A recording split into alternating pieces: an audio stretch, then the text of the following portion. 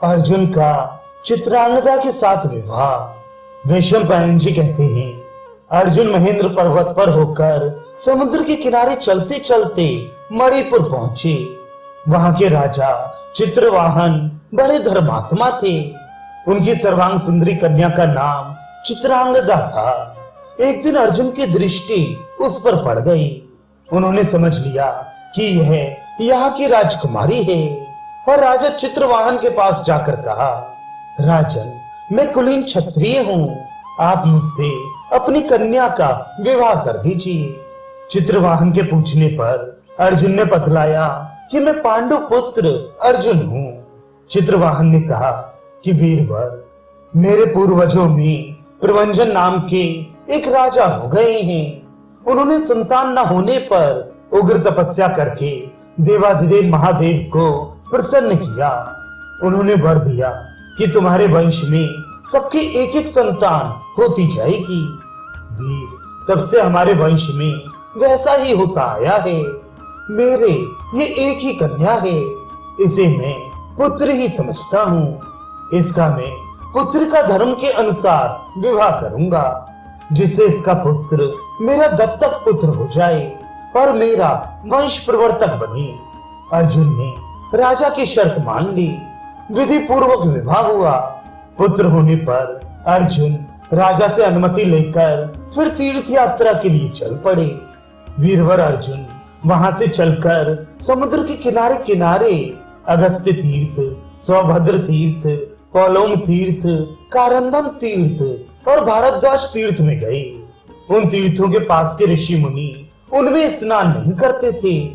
अर्जुन के पूछने पर मालूम हुआ कि उनमें बड़े बड़े ग्रह रहते हैं जो ऋषियों को निगल जाते हैं। तपस्वियों के रोकने पर भी अर्जुन ने सौभद्र तीर्थ में जाकर स्नान किया।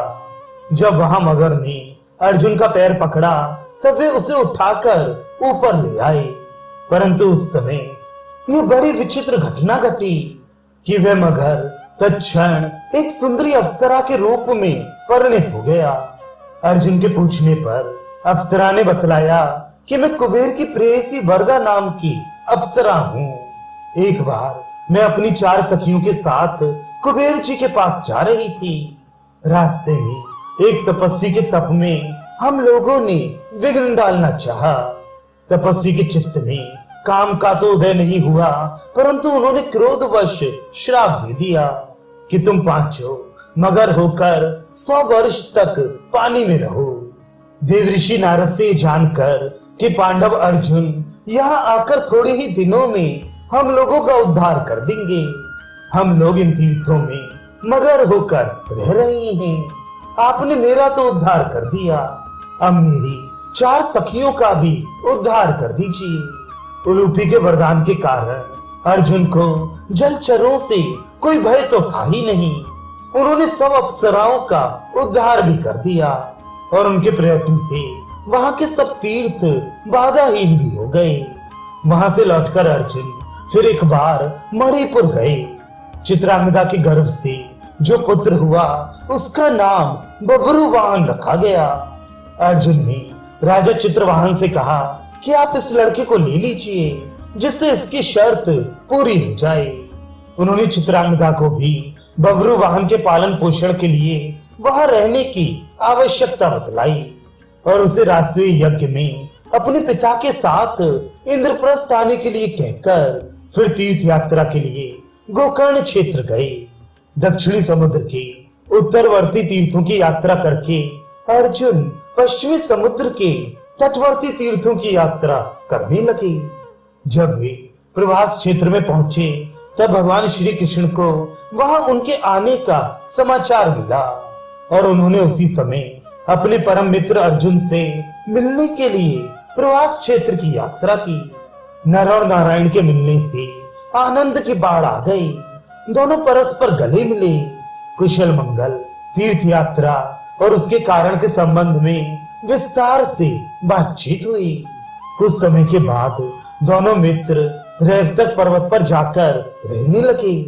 वहां श्री कृष्ण के सेवकों ने पहले से ही सब प्रकार की सजावट एवं खाने पीने, सोने, घूमने की सुविधा कर रखी थी। वहां भगवान श्री कृष्ण की ओर से अर्जुन का राजोचित सम्मान और तरह तरह से मनोरंजन किया गया। रात को सोने के समय अर्जुन अपनी यात्रा की बातें सुनाते रहे। वहां से रथ पर सवार होकर दोनों मित्र द्वारका गए। अर्जुन के सम्मान के लिए द्वारकापुरी के उपवन, महल, सड़कें सब सजा दिए गए थे।